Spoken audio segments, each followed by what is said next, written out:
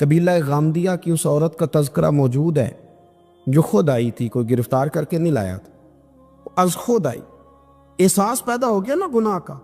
یہاں بہت ساری غلطیاں کر کے بھی لوگ جب اپنی بات کرتے ہیں تو کہتے ہیں کبھی یاد تو نہیں کسی کے ساتھ زیادتی کی ہو، یاد تو نہیں کبھی کسی کا، بھئی آپ نے اتنے بڑے ولی ہونے کا دعویٰ کر دیے۔ انسان تو انسان رہتا ہے۔ بڑے بڑے لوگ کہہ گئے کہ یا اللہ اگر انجانے میں بھی بھول گئے ہیں تو ہم سے درگزر فرما، لیکن جب ہم تیار ہی نہیں ماننے کو۔ حضرت انس بن مالک کہتے ہیں وہ خاتون آئی، کوئی پکڑ کے نہیں لایا، کسی 14 دنوں کے ریمانڈ پہ نہیں اسے منوایا گیا، اسے وہ خود بخود آئی، اور کریم محبوب علیہ السلام کے سامنے جب وہ کھڑی ہوئی تو اتنے درد سے میں نے کم لوگ روتے دیکھے ہیں جس درد سے وہ روئی۔ عرض کرنے لگی حضور میں غلطی کر بیٹھی ہوں، مجھ سے زنا ہو گیا، مجھے پاک کر دے۔ تو محبوب کریم علیہ السلام نے فرمایا تو کیسے ثابت کرے گی تو نے گناہ کیے؟ یعنی مجرم کو ثابت کرنا پڑ رہا ہے کہ میں گناہ گار۔ یہ وہ کمال ہے کہ انسانوں کو احساس ہونے لگے کہ یہاں ہم غلط ہیں۔ جب اعتراف جرم ہوتا ہے، جب بیماری کی تشخیص ہوتی ہے تو پھر اس کا علاج بھی ہو جاتا ہے۔ حضرت انس بن مالک کہتے ہیں وہ عرض کرنے لگی حضور میرے پیٹ میں ناجائز بچہ ہے۔ حضور نے فرمایا جا جب بچہ پیدا ہو تو پھر آنا۔ وہ 8 ماہ کے بعد آئی تو اس کی گود میں پھول سا بچہ تھا۔ حضور نے فرمایا واپس جا، جب روٹی کھانے لگ جائے تو پھر آنا۔ وہ 2 سال 2.25 سال دودھ پلاتی رہی، پھر جب آئی تو بچے کے ہاتھ میں روٹی کا ٹکڑا تھا۔ کریم محبوب صلی اللہ تعالیٰ علیہ وسلم سے آ کے جب اس نے بات کی تو وہ درد سے روئی، کہنے لگی یا رسول اللہ 3 سال ہونے کو ہیں، میں نے گناہ کیا ہے، میں ساری رات سو نہیں پاتی۔ حضور تڑپتی، اگر اس حال میں مر گئی تو اپنے رب کو کیا منہ دکھاؤں گا، مجھے پاک کر دے، میرے حال پہ رحم فرمائے۔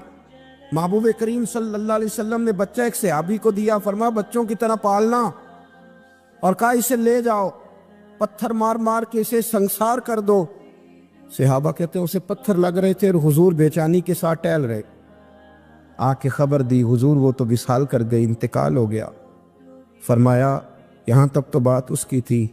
حضرت انس بن مالک کہتے ہیں اب محبوب کریم نے صحابیات سے فرمایا اسے غسل دو، کفن پہناؤ، جنازہ تیار ہو جائے تو مجھے خبر کرنا۔ حضرت انس بن مالک کہتے ہیں غسل ہوا، کفن ہوا، جنازہ تیار ہوا تو حیران ہم تب ہوئے جب میرے محبوب نے فرمایا صفے بناؤ، میں خود جنازہ پڑھاؤں گا، میں خود جنازہ پڑھاؤں۔ اور سرکار نے جنازہ پڑھایا تو ایک شخص کی زبان سے نکلا حضور اس ملعون کا معاذ اللہ جنازہ جس نے ناجائز بچہ جنا، اس کے لیے آپ دعا کر رہے ہیں، جنازہ پڑھا۔ حضور فرمانے لگے خاموش ہو جاؤ، تم نے گناہ دیکھا ہے، اس کا احساس نہیں دیکھا، تم نے غلطی دیکھی ہے لیکن اس کی توبہ کا انداز نہیں دیکھا۔ اور صاحب کنز العمال نے یہ لفظ نقل کیے ہیں کہ کریم محبوب فرمانے لگے اس نے تو ایسی شاندار توبہ کی ہے کہ اگر میں اپنی ساری امت میں بانٹ دوں تو اللہ سب کی مغفرت فرما دے گا۔ احساس جب پیدا ہو جاتا ہے نا اپنے دل کے اندر کہ یہاں میں غلط ہوں، ان العبد اذا اعترف ثم تاب تاب اللہ علیہ او کما قال نبی صلی اللہ علیہ وسلم، رواہ مشکات۔ حضور نے فرمایا جب کوئی بندہ کہتا ہے نا اللہ میں بھول گیا تھا، اور پھر وہ توبہ کرتا ہے تو رب اس کی توبہ کو فوراً ہی قبول فرما لیتا ہے۔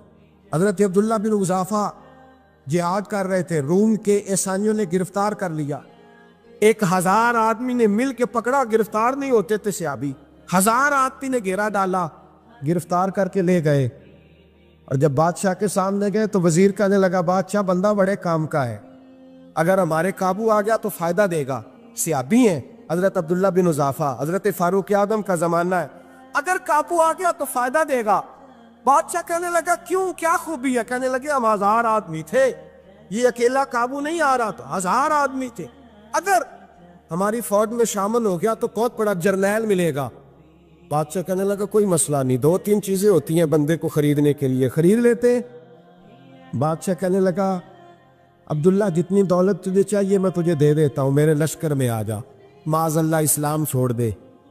حضرت عبداللہ بن حذافہ کیا فرماتے ہیں بڑا تو بیوقوف ہے، میں نے دولت کمانی ہوتی تو مدینے میں بیٹھ کے تجارت کرتا، میں دولت کمانے نہیں نکلا، میں تو رسول اللہ کی رضا کمانے کے لیے نکلا ہوا ہوں، دولت کمانی ہوتی تو کسی مارکیٹ میں ہوتا، میدان میں آنا تو شہادت ہے مطلوب مقصود مومن، نہ مال غنیمت نہ کشور کشائی، یہ دولت تو لونڈی ہے رسول اللہ کے دروازے کی، یہ تو پیچھے پیچھے پھرتی ہے نبی پاک کے غلاموں۔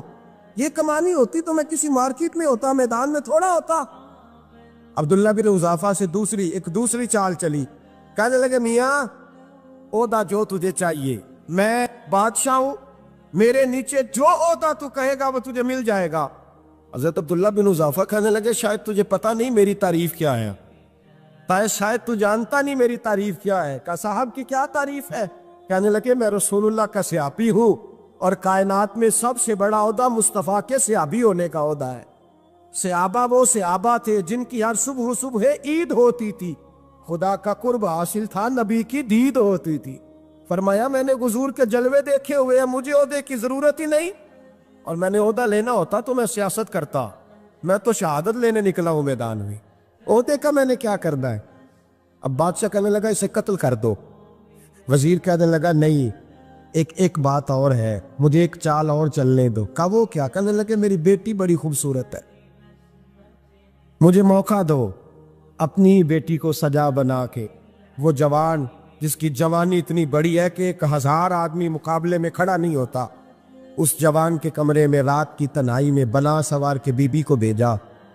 وہ بی بی کہتی ہے میں ساری رات بن سور کے اس صحابی کے کمرے میں بیٹھی رہی، لیکن یہ کیا شخص تھا، ساری رات ہی مصلے پہ بیٹھا رہا، ساری رات ہی، کچھ دیر تھک جاتا تو یہ کریم رسول پہ درود پڑھنا شروع کر دیتا۔ بی بی کہتی ہے سحری ہو گئی تو میں نے چھو کے دیکھا کہ انسان ہے کہ جن ہے، یہ بندہ ہے کہ فرشتہ ہے، چھو کے دیکھا۔ کہنے لگے پیچھے ہٹ جا۔ میں نے کہا میں نے تو سنا تھا تو 1000 کے مقابلے میں ہے، اور تو اتنا بے حس ہے کہ بنی صبری دلہن بیٹھی ہے، تو نے نظر نہیں کی؟ عبداللہ بن حذافہ، بی بی کہتی ہے نظر پھر نہیں اٹھائی، نظر پھر جھکی ہوئی ہے۔ کہنے لگے بی بی میں مجبور ہوں، اب میرے اوپر کوئی حسن نہیں چلتا، میں نے جلوائے بدوہا کا دیدار کیا ہوا ہے، اب میری نگاہوں میں جچتا نہیں کوئی، اس لیے کہ جیسے میرے سرکار ہے ایسا نہیں کوئی، کبھی بھی اب نہیں کسی کا میرے اوپر جادو چلتا۔ میں نے مصطفیٰ کو اور کہا ذرا پیچھے ہٹ کے بیٹھ، مجھے میرے رسول نے غیر محرم سے بچنے کا حکم دیا ہے، ذرا پیچھے ہٹ کے بیٹھ۔ سحری کا وقت تھا تو بی بی کہتی ہے اس نوجوان کے جملے میرا سینہ چیر گئے، کلیجہ پھٹ گیا، چیخ نکلی، میں کفر کے عالم میں روئی۔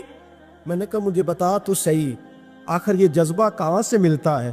آخر یہ روشنی تو میں نے دیکھی نہیں، کہاں سے آتی ہے؟ ایک میرا باپ ہے جو بنا سور کے مجھے تیرے کمرے میں چھوڑ گیا، بتلا یہ کہاں سے کیف آتے ہیں؟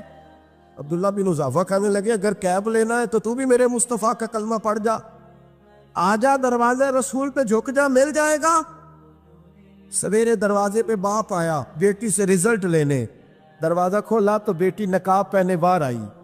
باپ کہنے لگا کیا بلا؟ کہنے لگی پیچھے ہٹا، تو غیر محرم ہے، کافر ہے، میں مسلمان ہوں۔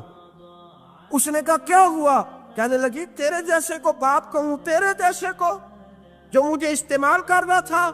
میں تجھے باپ نہیں مانتی، میں اب رسول والی ہو گئی، میں حضرت فاطمہ کی کنیزہ ہو گئی، میں اب نبی کریم کی خادمہ ہوں، خبردار میرے قریب نہ آنا۔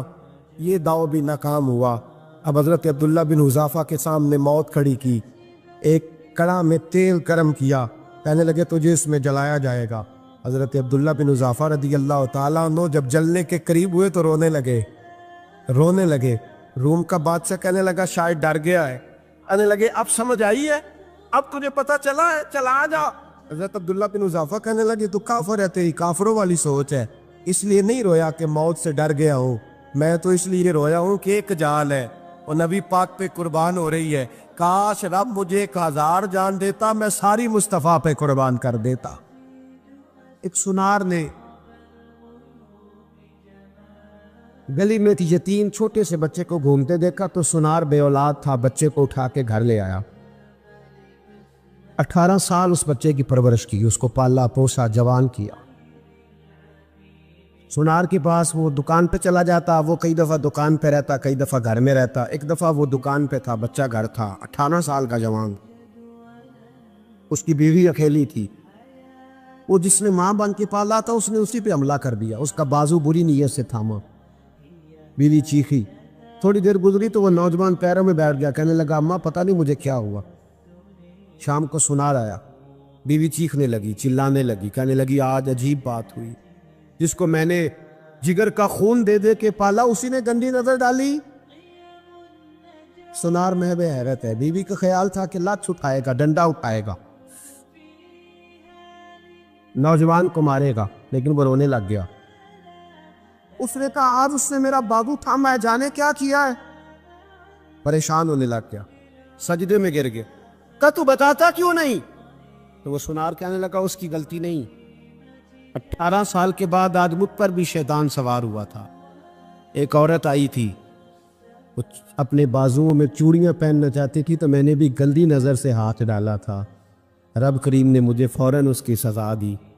جن کے گھروں میں بیٹیاں ہوتی ہیں ان کی نظریں گندی نہیں ہوتی، جو بیٹیوں کے باپ ہوتے ہیں، جو بہنوں کے بھائی ہوتے ہیں، ان کی نظریں گندی۔ اور اگر تو ٹیلی فون کرتا ہے، تو کسی عورت کے ساتھ تعلق رکھتا ہے، تو یہ بات لکھ لے، امام فخر الدین رازی 1، علامہ اسماعیل حقی 2، ملا جلال الدین رومی 3، امام خازن 4، امام جلال الدین سیوطی 5 حدیث کے استاد اور محدث لکھتے ہیں کہ اگر تو کسی پر گندی نظر ڈالے گا تو تیرا گھر بچ سکتا، یاد رکھ نہیں بچے، اس لیے کہ تیری نظر ہے، کسی کی بیٹی کو بیٹی سمجھ تاکہ تیری بچی کا پردہ قائم رہے، کسی کی بہن کو، یہ کیا بات ہوئی کہ تو جتنا مرضی گند معاشرے میں پھیلاتا رہے تیرا گھر بچا رہے، یہ کیسے ہو سکتا ہے؟ فَإِنَّ لَهُ مَعِيشَةً ضَنْكَ، اللہ فرماتے ہیں زندگی تنگ ہو جائے گی تیرے لیے مشکل، تو ڈھونڈتا پھرے گا کہ میں مرنے کو جگہ تلاش کروں۔ سچی توبہ کرے، کھری توبہ۔ یہ گناہ انسان کو مجبور کر دیتے۔ حضرت عبداللہ بن مبارک رحمۃ اللہ تعالیٰ علیہ، ان کے سینکڑوں شاگرد تھے، ایک شاگرد کے انتقال کا وقت آیا تو گھر گئے ملنے۔ آپ کہتے ہیں میں نے زور لگا لیا پر اس کی زبان پر کلمہ جاری نہیں ہوا۔ میں اسے کہتا کلمہ پڑھ پر اس کی زبان پر جاری۔ اللہ اکبر، بہت بڑی نعمت ہے، دعا فرمائیں اللہ ایمان کی موت عطا فرما، ایمان کی موت دے اللہ کریم، ایمان کی موت دے۔ ایسے بھی لوگ دیکھیں ہیں، مسجد نبوی ہے، رسول اللہ کا شہر ہے، سر سجدے میں ہے، روح پرواز کر گئی، روح پر کتنا نصیبوں والا ہے، کتنا نصیبوں والا کہ مسجد نبی میں سر سجدے میں رکھا ہے، اور اللہ تبارک و تعالیٰ نے محبوب کے قدموں میں موت عطا فرمائی۔ تو حضرت عبداللہ بن مبارک کہتے ہیں میں نے اس کو کہا کلمہ پڑھ تو اس کی زبان پہ جاری نہیں ہوتا۔ میں بار بار کہتا تو وہ منت کرتا، کہتا حضور میں کوشش کرتا ہوں جاری نہیں ہوتا۔ فرماتے میں پریشان ہو کے اٹھا، ابھی میں دروازے پہ پہنچا تھا، اس نے چیخ ماری اور روح پرواز کر گئی۔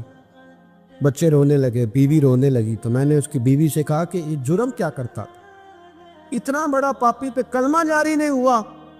اس کی زوجہ کہنے لگی حضرت جی 2 گناہ تھے اس کے، ایک تو یہ شراب کا عادی تھا، روکتی تھی باز نہیں آتا تھا، اور دوسری بات یہ کہ یہ اپنی اماں کا نافرمان تھا، وہ 2 گلیاں چھوڑ کے رہتی ہے، یہ کبھی ملنے نہیں گیا تھا، اس بوڑھی کا کلیجہ اس کی طرف سے بڑی تکلیف میں تھا۔ حضرت عبداللہ بن مبارک کہنے لگے جا تو بھی دعا کر، اس کی ماں کو بھی کہہ دعا کرے کہ یہاں تو یہ کلمہ نہیں اسے نصیب ہوا، اللہ کرے اللہ آخرت کی منزلیں اس کی بہتر فرما دے۔ حضور صلی اللہ علیہ وسلم کے پاس ایک مہمان آ گئے رات کے وقت میں، جب وہ آئے تو حضور نے پوچھا کھانا کھانا ہے؟ تم نے کہا کھانا ہے۔ جھوٹ اور بھوک کو جمع کرنا منع ہے، کہا جی کھانا ہے۔ تو حضور صلی اللہ علیہ وسلم نے فرمایا ازواج مطہرات کے گھروں میں پتہ کرو کچھ ہے۔ حضرت ام سلمہ کے گھر میں پتہ کیا تو کہا یا رسول اللہ 4 دن سے روٹی نہیں پکی۔ حضرت زینب سے پوچھا تو کہا حضور کئی دن سے چولہا ہی نہیں جلایا۔ حضرت عائشہ صدیقہ، حضرت میمونہ، حضرت سودا، تمام گھروں سے بظاہر یہ 2 جہاں کے شاہ ہیں، پر پاس کچھ رکھتے نہیں، 2 جہاں کی نعمتیں ہیں ان کے خالی ہاتھ میں، ہر چیز ہے پر فقر اختیاری ہے، کوئی شے نہ ملی۔ نبی پاک صلی اللہ علیہ وسلم نے مسجد میں اعلان کیا، فرمایا کون ہے جو میرے مہمان کو روٹی کھلائے؟ ان لفظوں کا حسن کوئی حسن والا ہی سمجھ سکتا ہے۔ فرمایا کون ہے جو میرے مہمان کو کھانا کھلائے؟ تو ایک صحابی لے گئے اور اٹھے، وہ صحابی